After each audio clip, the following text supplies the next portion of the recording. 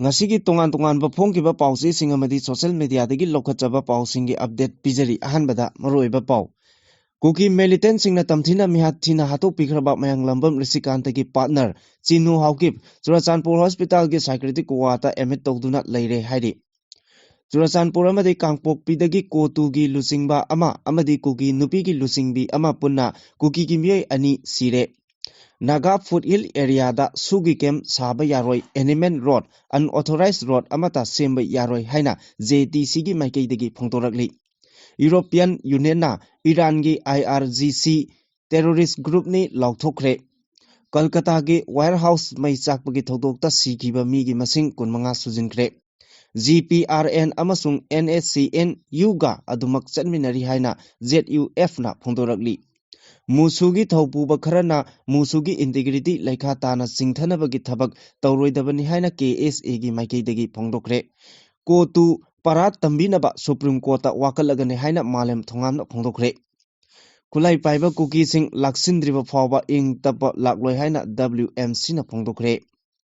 Supreme Court na caste discrimination gi definition ga mari lenaba UGC regulation stay tawkre. Sintha lepagi khongjangda oil pump sing konsoloi mahusagumna thong hangbiu haina kokomegi maikeidigi phongdokre. Juko Mount Ishoda chakliba lanmai haujiksu kanba ngamdri mai muthatbada mateng pangnaba Indian Air Force ki helicopter standby da thamle. Ukhurugi PNB dagi IM na lut tawkiba lupa karo 19.35 thaudoka mari leinana NIA na charge sheet file tawkre. Soibumna malemgi superfood oiba ngambagi thajaba lei haina research na phongdorakri. Kumjali singani yangkai fawbada miyoi billion 3.9 akanba maisa mayoknaba yai haina University of Oxford na phongdokre. Adomna haujik yengbiriba channel asi kanglei pauthang YouTube channel ni channel asida iramdam amadi mapalamgi maru oiba pausingi update taba amadi yengba phangbigani. Channel asina pau upload tawrakpa matamda adomgi device ta notification uba phangbinaba amadi channel asibu pungning thogatbiba oina sungsoi soidana subscribe tawbiduna bell icon nambiu haijabaga loinana. Haujik pausing amuk sandongna pijari ing kumjali singani kunmanga gi December gi tarik 17 dagi Chinu Haukip ki yumda leiraklaba matungda kuki militant UK NA na pharaba matungda tamthina mihathina hatok pikraba mayang lambam risikantagi partner oirambi Chinu Haukip haujik Churachandpur Hospital gi psychiatric wata admit tawraga leire hairi thokriba thodok adudagi hauraga Chinu Haukip chaba thakpa yadaba amadi chasinba masa nungaitaba wakhal gi leina narakpa amadi wakhal padagi hospital da admit tawduna hojik laikannaba tawrakpani hairi.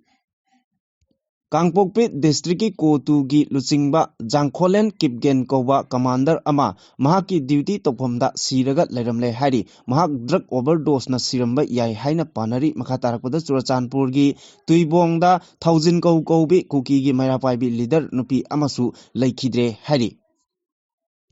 Naga Foothill area da sugi campsing natraga illegal oiba campsing amata saba yaroi Naga Ancient Trend Land da Animal Road natraga unauthorized road amata sembagi ayaba piba yaroi amasung Naga area da aina yadaba mongda popi thabagi thawong amata chathaba yaroi haina Joint Tribal Council Manipur na thadorokpa chirol amana hairi. Chirol sina makhata na hai haukiba January 12 gi ayuk pung 13 rom taba matamda su group ta leiriba KNF ki luchingba Tiger ki gen ni haijaba miyoi amana Kangpokpi district ki manung chanba Ireng Naga village maina tumna thagani haiba yauna kian khanganbagi thong chathakibadu aksina lawi loinana numit asigi nungthil pung ani rom taba matamda khulai matik chana paiba kuki underground kedar kuntra romna Ireng Naga village da leiriba mara lejadaba kunja sing asibu kian khangankibagi thong kaya chatharam kiba thaudoki matangda January 13 da Tiger Kigben amasung KNF ki kedar singi matakta Kangpokpi district ki Gomnom Sapar Maina police station da FIR file tawkiba laikre. Masigisu matakta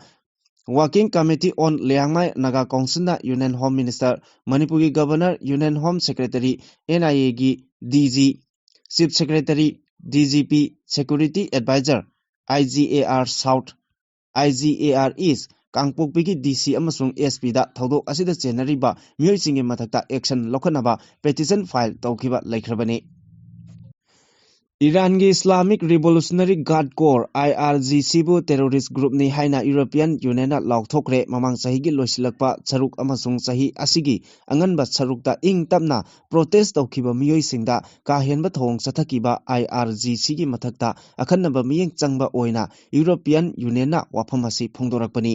EU gi foreign policy chief Kaja Kallas na hai Iran gi military force adu Al-Qaeda amadi ISIS kumba terrorist group singa chap manaba thakta leire kumjali singwa chamapan humudra mapal gi Islamic Revolution matung tarakpada lingkhatkhiba IRGC na achoba military force ama oirakpaga loinana Iran gi nongthak leikha amasung samudra gi saruk sing ngak senbagi thodang lori chawrangna active personnel lakh ama lising marifu tara rom leiba military force asina leba ki maru oiba missile amadi drone program sing control tori loinana EU na makha tarakpada IRGC gi support network pumnamak thingjinaba paikalakpa yai haina warning tokre Kha thangba Kolkata gi Anandpur warehouse mai chakpagi thokdokta sikhiba miyoi kunmanga sukre thodok asigi matangda National Human Rights Commission NHRC na su moto cognizance lokhibaga loinana mari lenaba district magistrate action taken report pikhalaknaba khangankre Anandpur da leiba Raw Mo Factory da Paksana Miyobege Hakongaunabagi Thong Chathare Haiba Wakat Ama Lakpadagi NHRC na Kudakda Thabak Lokhakibani South 24 Parganas District Magistrate Thakiba Chirol Amana NHRC na Hai Momo Factory gi management na Mathau section daba na maram oiraga mai chakbagi thawdo adu thokibani haiba wakat lakle State Fire Service Labor Department amadi Urban Planning Authority singi maigi degisu Thawong adubu section dabadagi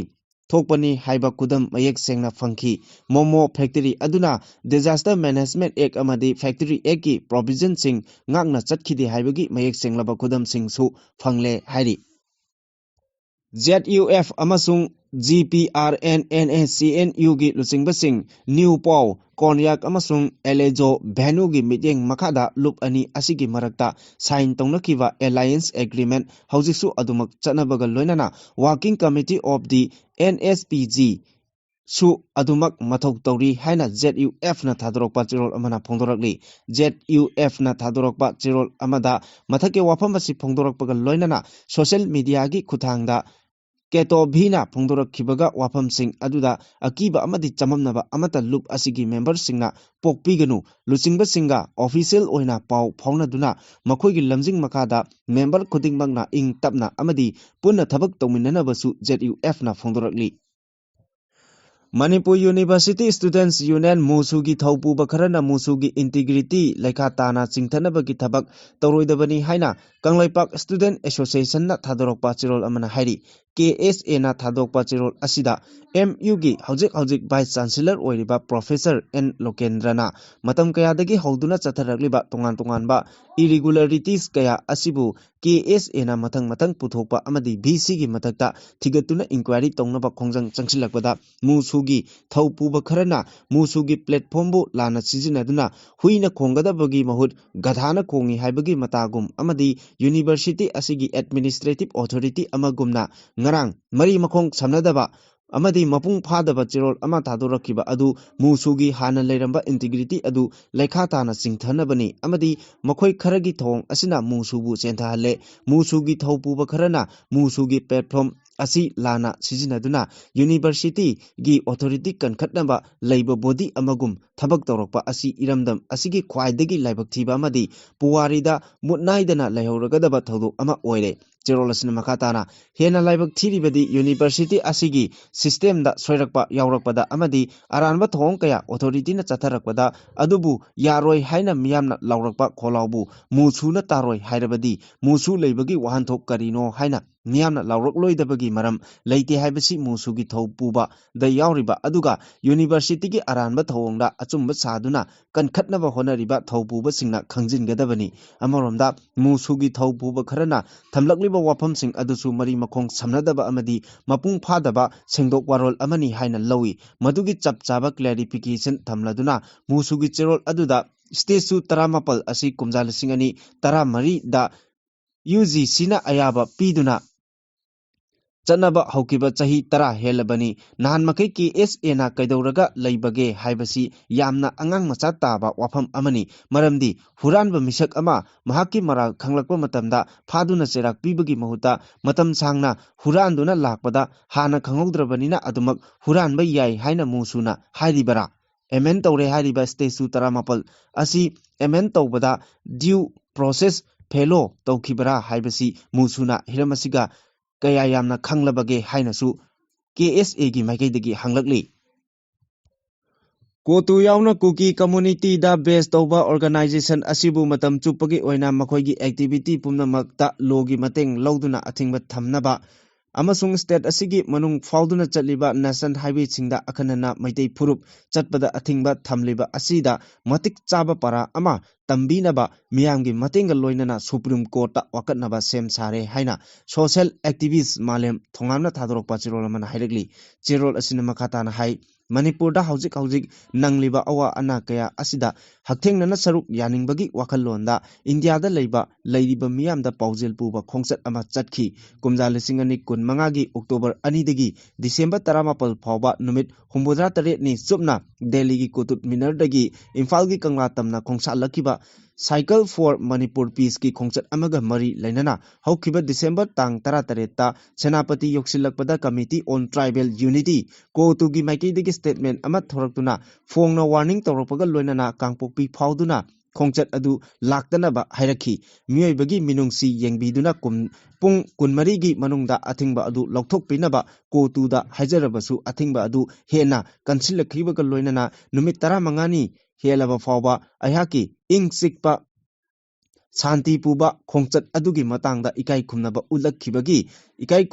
ꯎꯠꯂꯛꯈꯤꯗꯕꯒꯤ ꯊꯧꯑꯣꯡ ꯑꯟꯀꯟꯁꯇꯤꯇ꯭ꯌꯨꯁꯟ ꯑꯣꯏꯕ article 19ꯒꯤ ꯃꯈꯥꯗ national ꯍꯥꯏꯋꯦꯗ ꯃꯤꯑꯣꯏ ꯑꯃ ꯃꯅꯤꯡꯇꯝꯅ ꯆꯠꯄ ꯌꯥꯕꯒꯤ ꯍꯛ ꯈꯣꯡꯒꯣꯏꯅꯈꯤꯕꯅꯤ organisation ꯑꯁꯤꯒꯤ ꯊꯧꯑꯣꯡ ꯑꯁꯤꯒꯤ ꯃꯊꯛꯇ ꯃꯇꯤꯛ ꯆꯥꯕ ꯑꯦꯛꯁꯟ ꯂꯧꯈꯠꯄꯤꯌꯨ ꯍꯥꯏꯅ ꯖꯅꯋꯥꯔꯤ 2ꯗ ꯍꯩꯉꯥꯡ PSꯀꯤ ꯈꯨꯠꯊꯥꯡꯗ ꯀꯥꯡꯄꯣꯛꯄꯤ PSꯀꯤ OCꯗ ꯑꯏꯕ ꯆꯦꯔꯣꯜ ꯄꯤꯁꯤꯟꯈꯤ ꯑꯗꯨꯕꯨ ꯉꯁꯤ ꯐꯥꯎꯕ ꯀꯔꯤꯒꯨꯝꯕ ꯃꯈꯜ ꯑꯃꯠꯇꯒꯤ ꯊꯕꯛ ꯂꯧꯈꯠꯇꯕ ꯑꯁꯤꯅ ꯃꯔꯝ ꯑꯣꯏꯔꯒ ꯃꯈꯥ ꯇꯥꯅ ꯑꯁꯤꯒꯨꯝꯕ ꯊꯧꯑꯣꯡ ꯑꯁꯤ ꯊꯣꯛꯇꯅꯕ ꯁꯨꯄ꯭ꯔꯤꯝ ꯀꯣꯔꯠꯇ ꯋꯥꯀꯠꯀꯗꯕꯅꯤ ꯍꯥꯏꯅ ꯐꯣꯡꯗꯣꯔꯛꯈꯤ ꯍꯤꯔꯝ ꯑꯁꯤꯒ ꯃꯔꯤ ꯂꯩꯅꯅ ꯄꯕ꯭ꯂꯤꯛ ꯐ꯭ꯔꯤ ꯃꯨꯚꯃꯦꯟꯠꯀꯤ ꯋꯥꯈꯜꯂꯣꯟꯗ ꯌꯨꯝꯐꯝ ꯑꯣꯏꯔꯒ ꯃꯤꯌꯥꯝꯒꯤ ꯈꯨꯠꯌꯦꯛ ꯂꯧꯕꯒꯤ ꯈꯣꯡꯖꯪ ꯁꯤꯒꯅꯦꯆꯔ ꯀꯦꯝꯄꯦꯟ ꯍꯧꯗꯣꯛꯅꯕ ꯊꯧꯔꯥꯡ ꯇꯧꯔꯦ ꯍꯥꯏꯔꯤ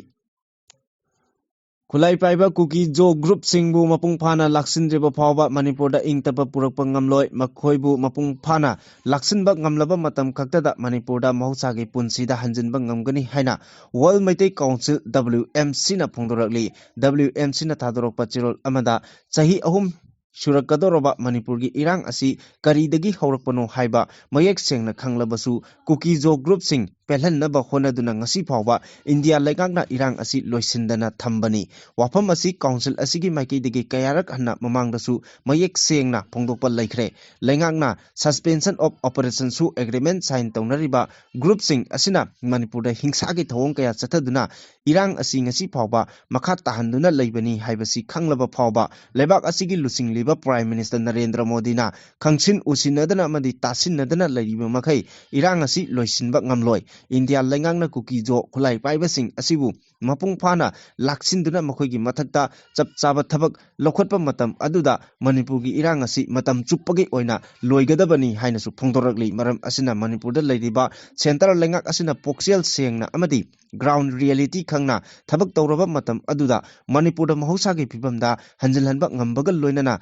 ꯀꯝꯃꯨꯅꯤꯇꯤ ꯈꯨꯗꯤꯡꯃꯛꯀꯤ ꯁꯦꯀ꯭ꯌꯨꯔꯤꯇꯤ ꯑꯃꯗꯤ ꯗꯤꯒꯅꯤꯇꯤ ꯑꯗꯨꯁꯨ ꯐꯪꯍꯟꯕ ꯉꯝꯒꯅꯤ ꯍꯥꯏꯅꯁꯨ WMCꯅ ꯃꯈꯥ ꯇꯥꯔꯛꯂꯤ ꯁꯨꯄ꯭ꯔꯤꯝ ꯀꯣꯔꯠꯅ ꯌꯨꯅꯤꯚꯔꯁꯤꯇꯤꯒꯤ ꯒ꯭ꯔꯥꯟ ꯀꯃꯤꯁꯟꯒꯤ ꯑꯅꯧꯕ ꯔꯤꯒꯨꯂꯦꯁꯟ ꯑꯃꯕꯨ ꯁ꯭ꯇꯦ ꯇꯧꯈ꯭ꯔꯦ ꯀꯃꯤꯁꯟ ꯑꯁꯤꯅ ꯀꯥꯁ ꯕꯦꯖ ꯗꯤꯁꯀ꯭ꯔꯤꯃꯤꯅꯦꯁꯟꯒꯤ ꯗꯤꯐꯤꯅꯤꯁꯟꯗ ꯀꯥꯡꯂꯨꯞ ꯄꯨꯝꯅꯃꯛꯄꯨ ꯌꯥꯎꯍꯟꯗ꯭ꯔꯦ ꯑꯃꯁꯨꯡ ꯏꯟꯁꯇꯤꯇ꯭ꯌꯨꯁꯅꯦꯜ ꯄ꯭ꯔꯣꯇꯦꯛꯁꯟꯒꯤ ꯀꯦꯇꯥꯒꯣꯔꯤ ꯈꯔꯗ ꯀꯣꯟꯁꯤꯟꯗꯨꯅ ꯊꯝꯂꯦ ꯍꯥꯏꯅ ꯄꯦꯇꯤꯁꯟ ꯀꯌꯥ ꯊꯥꯔꯛꯂꯕ ꯃꯇꯨꯡ ꯀꯣꯔꯠꯅ ꯑꯣꯔꯗꯔ ꯑꯁꯤ ꯊꯣꯛꯈꯤꯕꯅꯤ ꯆꯤꯞ ꯖꯁꯇꯤꯁ ꯁꯨꯔ꯭ꯌꯀꯥꯟꯠ ꯑꯃꯗꯤ ꯖꯁꯇꯤꯁ ꯖꯣꯏꯃꯥꯂꯌꯥ ꯕꯥꯆꯤꯒꯤ ꯕꯦꯟꯆꯅ ꯔꯤꯒꯨꯂꯦꯁꯟ ꯑꯁꯤꯕꯨ ꯆꯦꯂꯦꯟꯖ ꯇꯧꯕ ꯄꯦꯇꯤꯁꯟꯁꯤꯡꯒꯤ ꯃꯇꯥꯡꯗ ꯁꯦꯟꯇꯔ ꯑꯃꯁꯨꯡ UGCꯗ ꯅꯣꯇꯤꯁ ꯊꯥꯈ꯭ꯔꯦ ꯂꯣꯏꯅꯅ ꯍꯥꯌꯔ ꯑꯦꯖꯨꯀꯦꯁꯟ ꯏꯟꯁꯇꯤꯇ꯭ꯌꯨꯁꯟ ꯄꯨꯝꯅꯃꯛꯇ ꯈꯟꯅ ꯆꯩꯅꯕꯒꯤ ꯀꯝꯄ꯭ꯂꯦꯟꯁꯤꯡ ꯌꯦꯡꯁꯤꯟꯅꯕ ꯑꯃꯁꯨꯡ ꯏꯀ꯭ꯋꯤꯂꯤꯇꯤ ꯄ꯭ꯔꯣꯃꯣꯠ ꯇꯧꯅꯕ ꯏꯀ꯭ꯋꯤꯂꯤꯇꯤ ꯀꯃꯤꯇꯤ ꯑꯃ ꯌꯥꯅꯕ ꯁꯦꯝꯕ ꯔꯤꯒꯨꯂꯦꯁꯟ ꯑꯁꯤ ꯖꯅꯋꯥꯔꯤ 18ꯗ ꯅꯣꯇꯤꯐꯥꯏ ꯇꯧꯈꯤꯕꯅꯤ ꯍꯥꯏꯔꯤ Coordinating Committee on Manipur Integrity Kokomina ngasi sinduna pangthokadoriba Manipur kanba khongset kidamak sem chaba pumnoi loikhre miyam hopna saruk yaminanaba amukasu appeal tawri nakal amaromda Coordinating Committee on Manipur Integrity Kokomi ki thorang makhada pangthokadoriba Manipur kanba khongset asibu mapung phana sawatuna ngasi January 18 da oil pump sing thong longani hairi amaromda Kokomina thadorokpa chirol amada ngasi Manipur kanba khongset kamari lainana sintha lepada oil pump sing konsiloi maram asina mahosagum pump sing thong hangduna mathau tawbiyu haina appeal tawrakli Manipur Petroleum Dealers Fraternity na thadorokpa chirol amada Manipur da mahosagi phibamda hanjil handuna relief camp singda leiriba IDB sing masa masagi yumda athuba matamda hanjin handuna tangdu leitana laihallu amadi free movement yahallu haina India lengakta taksinduna Kokomi gi thorang makhada ngasi chatkadoriba Manipur kanbagi khongchat miyamdagi miyamgi oiba khongchat asi fraternity asinasu mapung phana sagotlakli maram asina Manipur da leiriba petroleum dealers kudingmak ngasi nongmagi oina sintha leptuna IOC BPCL HPCL amasung Naya Energy gi makhada hangliba oil pump kudingmak thong longani oil pump thong lonbana maram oiraga miyamna thengnagadaba awabasing dealer singna khangi adubu lengaki oiba tangai fadaba amadi Manipur kanjaba khongjang asibu punna chogatmainaduna nongmotang oirabasu awaba khangminasi hairakli Zuko amasung Mount Iso Range da chakliba lanmai hojiksu mapung phana muthatpa ngamdri lanmai adu paksana sandoroktuna umangi charuk kaya mang takliba sing adu Indian Air Force na SS tawbaga loinana mathau tarabadi mai muthatpada tengbang pangnaba haiduna Indian Air Force gi helicopter ama standby da thamli hairi chakliba mai sing adu muthatnaba haiduna ngarang ayu pung 6 tagi emergency team ama amasung volunteer sing su changsinkre loinana Mau Tadubi amasung maramda leiriba Manipur Police ki kangbusing Tadubi Fire Brigade Forest Department ke personnel sing loinana Disaster Response Force State Disaster Response Force Songchong SDO Songchong Village Authority amasung Mau Khulgi volunteer chama yangkhai gi apunba team amana haujisu chakleba maising adu muthatnaba yamna kanna honari official record matung ina mai adu Zuko gi kha thangba maikai degi haurakibani aduga Mount Iso Range ta sandoktuna umangi saruk kaya mang takle singi angamba amadi khudong thiningai oiba phibamda mayoknarabasu volunteer kunthra nipu romna chakleba mai adu muthatnaba kakhatuna hojiksu honari Indian Air Force ki maikai degisu lanmai chakleba jaga sing adu SS tawbaga loinana karigumba lanmai chaklebadu hena pakthok chakthoroklabadi mateng pangnaba helicopter ama standby da thamli akhamda Jakhama Nagaland ki official singna phongdokhibada Manipur Nagaland border da chakliba lanmai adu control makha da leire local residents singa loinana mai adu mapung phana muthatnaba hojik honari expert singi maikai degidi umang mai chakpa asina wild habit umang yauna masida hingliba changa sing paksana asi ana amasung amang ata thokduna water resource ta sauna saitheng mayoknagani masina manak nakba khulsing matam sangna ising phangdabagi awaba mayoknagani phongdokibasu leirabani Haukiba chahi lising ani kulhumdoi gi November 13 da NSCNIM gi self-styled Lieutenant Colonel Ken Major P Joseph LSP Jackson na lusingba kangbu amana Ukhrulgi Punjab National Bank tagi lupa karor 19.35 gi senpham ama lut thokhiba thodoka mari lainana NIA na charge sheet file tawkhre thodok asida main accused oina cheneriba NSCNIM gi Lieutenant Colonel P Joseph asi Kamjong district ki Roni village tagini aduga Ukhrul city gi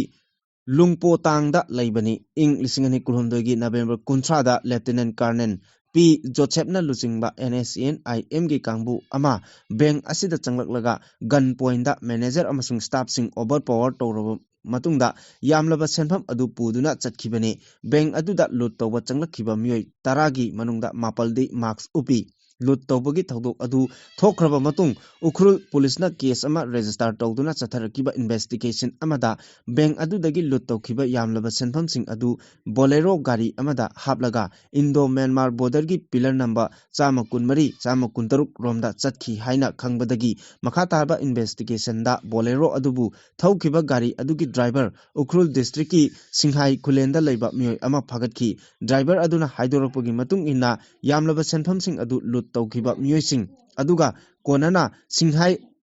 kahau phungda thodok thokliba numit tumaktada drop tawramlaga numidang pung nipal da halaki haina phongdorakhibaga loinana lut tawbada chenariba miyoising adugi langla langjin ama police na khangba ngamkhi loinana makha taba investigation da bank lut tawba aduda haktengnana chenariba NHENIM gi self-styled Lieutenant Colonel P. Joseph asi ing 2015 gi July 13 da Nagaland Police na pharaba matung mathang nonganbada Manipur Police da sinarakibaga ikan kanadana Union Minister gi instruction matung ina case asi NIA da sinaduna sahi adumaki September 3 dagi NIA na case asigi investigation chathaba haurakibani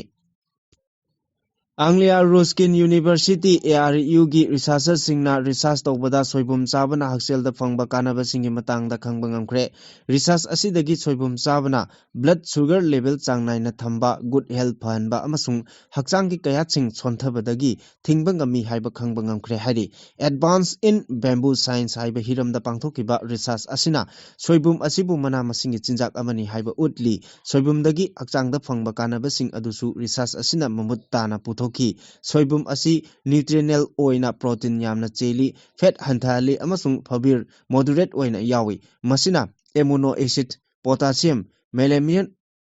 selenium amasung vitamin A B6 E yawi hari soibumna health change tasu kanaba kaya piri masina diabetes amasung thamoigi anabasing mayoknabasu ngami hari soibumda fiber yawba maramna chasin thaksin khiba pumnamak athuba matamda digestion tawba ngami amasung body gi movement phanbasu ngami hari soibumna hakchangi cell manghanbadagi su ngakthokpa ngami hari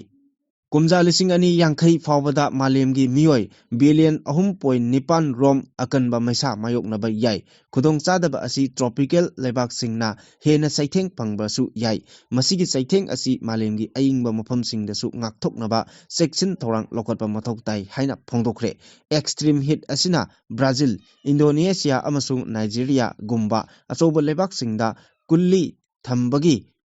thorang mayam ama mathok tarakani adubu mafamsing asida miyoi karor kayada air conditioning natraga maisa thingnaba atai thorang amata lokotba laitri hari amaromda akanba maisa asina nomanini hena sarakpa matamda Canada Russia amasung Finland gumba hana saramdaba lebak singda achoba saithing ama piragani haina University of Oxford ki scientist singna hari University of Oxford ki study asina utlibadi temperature leptana hengalakpa asina maisagi chang asina atai jiba panba singda natana miyoiba khunaida hena awaba pigani climate change ki maramna oiduna hengalakliba heat wave asina cooling gi damak energy mai hena mathok tarakani maram asina sustainable oiba AC amasung passive cooling gumba infrastructure thuna investment tawba mathok tarakani akanba maisada kuina leiba asina organ failure amadi mi siba phawba thorakpa yai maduna maisa asibu silent killer ama oinasu lawba yai research asina akanba wafam thamladuna hariba amana malem asi pre industrial temperature dagi 1.5 Celsius hengalakpana maram oiraga sahi khara asida masibu ngakthoknaba thabak lokhatpa yamna maru oiba matam oigadori adubo asigumba phibam asidagi ngakthoknaba malemgi ayingba mafamsingda khundariba miyoisingna phibam asidagi ngakthoknaba thorang amata lokhatana leiri haina su phongdoragli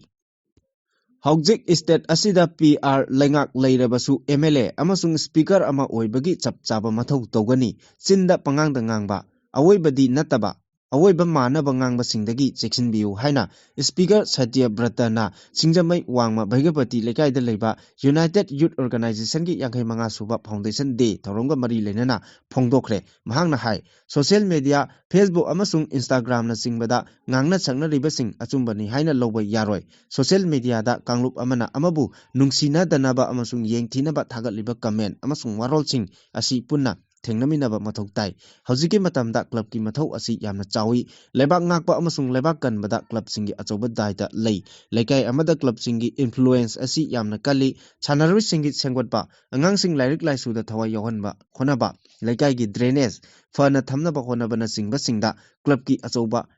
ꯊꯧꯗꯥꯡꯁꯤꯡ ꯌꯥꯎꯔꯤ꯫ United youth ꯑꯣꯔꯒꯅꯥꯏꯖꯦꯁꯟꯒꯤ ꯂꯩꯀꯥꯏ ꯃꯤꯌꯥꯝꯒꯤ ꯑꯐꯕ ꯊꯕꯛ ꯀꯌꯥ ꯇꯧꯕ ꯉꯝꯂꯤꯕꯁꯤ club ꯑꯁꯤꯒꯤ ꯊꯧ ꯄꯨꯔꯝꯕ ꯑꯍꯜ ꯂꯃꯟꯁꯤꯡꯒꯤ ꯍꯣꯠꯅꯖꯃꯟꯅꯅꯤ ꯍꯥꯏꯅ ꯐꯣꯡꯗꯣꯛꯈꯤ꯫ ꯃꯈꯥ ꯇꯥꯔꯛꯄ ꯄꯥꯎꯗ ꯄꯣꯛꯄ ꯅꯨꯃꯤꯠ 12ꯗ ꯉꯥꯏꯔꯤꯕ ꯃꯆꯥ ꯍꯨꯟꯗꯣꯛꯂꯝꯂꯒ ꯊꯤꯕ ꯈꯪꯗꯅ ꯂꯩꯔꯤꯕꯤ ꯅꯤꯂꯣꯕꯨ ꯊꯤꯕꯗ ꯃꯤꯌꯥꯝꯅ ꯃꯇꯦꯡ ꯄꯥꯡꯕꯤꯌꯨ ꯍꯥꯏꯅ ꯁꯅꯨꯂꯥꯜꯒꯤ ꯃꯥꯏꯀꯩꯗꯒꯤ ꯐꯣꯡꯗꯣꯔꯛꯂꯤ꯫ ꯆꯠꯂꯤꯕ ꯊꯥ ꯑꯁꯤꯒꯤ 23 ꯂꯩꯕꯥꯛꯄꯣꯛꯄ ꯅꯨꯃꯤꯠ ꯑꯍꯤꯡ ꯅꯣꯡꯉꯥꯜꯂꯝꯗꯥꯏꯗ ꯄꯣꯛꯄꯗ ꯉꯥꯏꯔꯤꯕ ꯅꯨꯃꯤꯠ 12ꯅꯤ ꯐꯥꯗ꯭ꯔꯤꯕ ꯃꯆꯥ ꯍꯨꯟꯗꯣꯛꯂꯝꯂꯒ ꯏ ꯅꯧꯔꯤꯕꯤ ꯁꯣꯔꯥꯝ ꯅꯤꯉꯣꯜ ꯁꯂꯥꯝ ꯑꯣꯡꯕꯤ ꯅꯤꯂꯣ ꯃꯄꯨꯔꯣꯏꯕ ꯁꯂꯥꯝ ꯇꯣꯝꯕ ꯀ꯭ꯋꯥꯀꯩꯊꯦꯜ ꯂꯝꯗꯣꯡꯗ ꯂꯩꯕꯤ ꯑꯁꯤ ꯉꯁꯤ ꯐꯥꯎꯕ ꯊꯤꯕ ꯈꯪꯗꯅ ꯂꯩꯔꯛꯄ ꯑꯁꯤ ꯁꯂꯥꯏ ꯑꯄꯨꯟꯕ ꯅꯨꯄꯤ ꯂꯝꯖꯤꯡ ꯂꯨꯞꯀꯤ ꯃꯃꯥ ꯑꯣꯏꯕꯤꯁꯤꯡꯅ ꯊꯃꯣꯏ ꯁꯣꯛꯅ ꯅꯨꯡꯉꯥꯏꯇꯦ ꯍꯥꯏꯅ ꯁꯅꯨ ꯂꯥꯜꯒꯤ ꯁꯦꯀ꯭ꯔꯦꯇꯔꯤ ꯑꯀꯣꯏꯖꯝ ꯁꯥꯟꯇꯤ ꯂꯩꯃꯅ ꯄ꯭ꯔꯦꯁꯇ ꯊꯣꯛꯄ ꯆꯦꯔꯣꯜꯅ ꯍꯥꯏꯔꯤ꯫ ꯆꯦꯔꯣꯜ ꯑꯁꯤꯅ ꯃꯈꯥ ꯇꯥꯅ ꯍꯥꯏ ꯏꯔꯝꯗꯝ ꯑꯁꯤꯒꯤ ꯏꯔꯩꯆꯥꯁꯤꯡꯅ ꯂꯝꯕꯤ ꯂꯝꯈꯥꯡꯗ ꯃꯅꯤꯡ ꯀꯨꯝꯂꯤꯕꯤ ꯅꯤꯂꯣꯕꯨ ꯃꯇꯦꯡ ꯄꯥꯡꯕꯤꯗꯨꯅ ꯊꯝꯕꯤꯔꯒ ꯁꯅꯨꯂꯥꯜꯒꯤ ꯇꯦꯂꯤꯐꯣꯟ ꯅꯝꯕꯔꯁꯤꯡ ꯍꯥꯏꯕꯗꯤ 9233028400 ꯅꯠꯇ꯭ꯔꯒ 9773678269 ꯑꯃꯗꯤ 8974689000ꯗ ꯄꯥꯎ ꯄꯤꯕꯤꯔꯛꯎ ꯍꯥꯏꯅ ꯐꯣꯡꯗꯣꯔꯛꯂꯤ꯫ ꯂꯣꯏꯅꯅ ꯈꯨꯟꯅꯥꯏ ꯑꯁꯤꯗ ꯃꯔꯥꯏꯕꯛ ꯊꯤꯔꯕꯤ ꯏꯆꯥ ꯅꯤꯉꯣꯜ ꯑꯣꯏꯕꯤꯁꯤꯡꯒꯤꯗꯃꯛ ꯁꯅꯨ ꯂꯥꯜꯅ ꯊꯣꯡ ꯂꯥꯎꯅ ꯍꯥꯡꯗꯨꯅ ꯂꯩꯔꯤ꯫ ꯏ ꯅꯧꯔꯤꯕꯤ ꯅꯤꯂꯣꯒꯤ ꯈꯟꯕꯗ ꯊꯃꯣꯏ ꯀꯥꯏꯗꯕ ꯉꯝꯗꯦ꯫ ꯃꯍꯥꯛ ꯌꯥꯝꯅ ꯊꯨꯅ ꯊꯣꯔꯛꯇꯨꯅ ꯏꯆꯥꯒꯤ ꯑꯄꯦꯟ ꯄꯦꯟꯗ ꯄꯨꯝꯅꯃꯛ ꯈꯟꯅꯁꯤ ꯍꯥꯏꯕ ꯋꯥꯐꯝꯁꯨ ꯆꯦꯔꯣꯜ ꯑꯁꯤꯅ ꯃꯈꯥ ꯇꯥꯔꯤ꯫ ꯁꯨꯄꯔ ꯄꯥꯋꯔꯅꯤ ꯍꯥꯏꯖꯕ ꯏꯟꯗꯤꯌꯥꯅ ꯀꯨꯀꯤ ꯂꯝꯍꯦꯟꯕꯁꯤꯡ ꯂꯥꯛꯁꯤꯟꯕ ꯉꯝꯗꯕꯁꯤ ꯂꯥꯏꯕꯛ ꯊꯤꯕꯅꯤ ꯍꯥꯏꯅ ꯖꯁꯇꯤꯁ ꯀꯃꯤꯇꯤꯒꯤ ꯆꯦꯌꯔꯃꯦꯟ ꯖꯣꯏꯆꯟꯗ꯭ꯔ ꯀꯣꯟꯊꯧꯖꯝꯅ ꯐꯣꯡꯗꯣꯛꯈ꯭ꯔꯦ꯫ Justice committee on Anglo Manipur war 1939 martyrs and freedom fighters of Kangleipak ꯑꯃꯗꯤ ꯅꯤꯡꯊꯦꯝꯆꯥ ꯅꯤꯡꯁꯤꯡ ꯂꯨꯞ ꯄꯨꯟꯅ ꯈꯨꯠꯁꯝꯅꯗꯨꯅ ꯏꯅꯤꯡꯊꯧ ꯀꯨꯂꯆꯟꯗ꯭ꯔ ꯂꯩꯈꯤꯗꯕꯒꯤ 62 ꯁꯨꯕ ꯅꯤꯡꯁꯤꯡ ꯊꯧꯔꯝꯗ ꯋꯥꯐꯝ ꯑꯁꯤ ꯃꯍꯥꯛꯅ ꯐꯣꯡꯗꯣꯛꯈꯤꯕꯅꯤ꯫ ꯃꯣꯔꯨꯒꯥꯄꯥ ꯒ꯭ꯔꯨꯞꯀꯤ ꯁꯔꯨꯛ ꯑꯃ ꯑꯣꯏꯔꯤꯕ ꯃꯣꯟꯇ꯭ꯔꯥ ꯏꯂꯦꯛꯇ꯭ꯔꯤꯛꯅ ꯏꯟꯗꯤꯌꯥꯒꯤ ꯑꯀꯣꯏꯕꯒꯤ ꯐꯤꯕꯝ ꯀꯥꯏꯍꯟꯗꯅꯕꯒꯤ ꯄꯥꯟꯗꯝꯗ ꯏꯂꯦꯛꯇ꯭ꯔꯤꯛ ꯍꯦꯚꯤ ꯇ꯭ꯔꯛ ꯄꯨꯊꯣꯛꯈ꯭ꯔꯦ꯫ ꯍꯤꯔꯝ ꯑꯁꯤꯒꯤ ꯃꯇꯥꯡꯗ ꯃꯟꯇ꯭ꯔꯥ ꯏꯂꯦꯛꯇ꯭ꯔꯤꯛꯀꯤ ꯆꯦꯌꯔꯃꯦꯟ ꯑꯔꯨꯟ ꯃꯨꯔꯒꯥꯄꯥꯅ ꯍꯥꯏ ꯑꯅꯧꯕ ꯊꯧꯔꯥꯡ ꯑꯁꯤꯅ ꯏꯟꯗꯤꯌꯥꯒꯤ ꯃꯣꯕꯤꯂꯤꯇꯤ ꯏꯀꯣꯁꯤꯁꯇꯦꯝꯗ ꯆꯥꯎꯅ ꯑꯍꯣꯡꯕ ꯄꯨꯔꯛꯄ ꯉꯝꯂꯒꯅꯤ꯫ ꯏꯟꯗꯤꯌꯥ ꯒꯚꯔꯟꯃꯦꯟꯠꯀꯤ PME ꯗ꯭ꯔꯥꯏꯚ ꯁ꯭ꯀꯤꯝꯒꯤ ꯃꯈꯥꯗ ꯍꯦꯚꯤ ꯗ꯭ꯌꯨꯇꯤ ꯏꯂꯦꯛꯇ꯭ꯔꯤꯛ ꯇ꯭ꯔꯛ ꯄꯨꯊꯣꯛꯅꯕꯒꯤ ꯑꯌꯥꯕ ꯐꯪꯂꯕ ꯃꯇꯨꯡꯗ ꯑꯍꯥꯟꯕ ꯑꯣꯏꯅ PME ꯗ꯭ꯔꯥꯏꯚ ꯁꯥꯔꯇꯤꯐꯥꯏ ꯇꯧꯔꯕ ꯔꯥꯏꯅꯣ 5538 EV 6x4 ꯇ꯭ꯔꯦꯂꯔ ꯄꯨꯊꯣꯛꯇꯨꯅ ꯏꯟꯗꯤꯌꯥꯒꯤ ꯑꯣꯏꯅ ꯈ꯭ꯋꯥꯏꯗꯒꯤ ꯆꯥꯎꯕ ꯁꯤꯃꯦꯟꯠ ꯑꯃꯗꯤ ꯔꯦꯗꯤ ꯃꯤꯛꯁ ꯀꯟꯀ꯭ꯔꯤꯠ ꯀꯝꯄꯅꯤ ꯑꯣꯏꯔꯤꯕ ꯑꯜꯇ꯭ꯔꯥ ꯇꯦꯛ ꯁꯤꯃꯦꯟꯠ ꯂꯤꯃꯤꯇꯦꯗꯅ ꯈꯨꯠꯁꯤꯟꯅꯈꯤꯕꯅꯤ꯫ ꯏꯂꯦꯛꯇ꯭ꯔꯤꯛ ꯚꯦꯍꯤꯀꯜ ꯄꯨꯊꯣꯛꯄꯒꯤ ꯃꯇꯥꯡꯗ ꯈꯨꯃꯥꯡ ꯆꯥꯎꯁꯤꯟꯕ ꯑꯣꯏꯅ ꯂꯧꯈꯠꯂꯛꯂꯤꯕ ꯊꯧꯔꯥꯡ ꯑꯁꯤꯒꯤ ꯃꯈꯥꯗ ꯏꯟꯗꯤꯌꯥꯒꯤ ꯇꯣꯉꯥꯟ ꯇꯣꯉꯥꯟꯕ ꯂꯣꯖꯤꯁꯇꯤꯛ, ꯃꯥꯏꯅꯤꯡ, ꯏꯟꯐ꯭ꯔꯥꯁꯇ꯭ꯔꯛꯆꯔ ꯑꯃꯗꯤ ꯃꯦꯅꯨꯐꯦꯛꯆꯔꯤꯡ ꯁꯦꯛꯇꯔꯁꯤꯡꯗ ꯏꯂꯦꯛꯇ꯭ꯔꯤꯛ ꯍꯦꯚꯤ ꯗ꯭ꯌꯨꯇꯤ ꯇ꯭ꯔꯛꯁꯤꯡ ꯐꯪꯍꯟꯕ ꯉꯝꯂꯒꯅꯤ ꯍꯥꯏꯔꯤ꯫